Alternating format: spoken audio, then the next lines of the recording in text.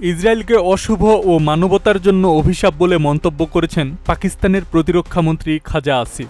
তিনি বলেছেন, যারা ফিলিস্তিনের জমি দখল করে ক্যান্সার রাষ্ট্র ইসরায়েল সৃষ্টি করেছে তারা যেন নরকে পড়ে। সামাজিক যোগাযোগ মাধ্যমে দেওয়া এক পোস্টে তিনি বলেন, ইসরায়েল অশুভ এবং মানবতার জন্য অভিশাপ। শান্তি আলোচনা চলাকালীন সময়েও লেবাননে গণহত্যা চালাচ্ছে দেশটি। খাজা আসিফ বলেন, ইসরায়েল নিরপরাধ নাগরিকদের হত্যা করছে, প্রথমে গাজা, তারপর ইরান এবং এখন লেবানন। এই রক্তপাত অবিরামভাবে চলছে। তিনি আরও বলেন, আশা করি এবং প্রার্থনা করি যারা ফিলিস্তিনের জমিতে ইউরোপীয় ইহুদিদের সরানোর জন্য এই ক্যান্সার সদৃশ্য রাষ্ট্রটি সৃষ্টি করেছে তারা যেন নরকে পড়ে।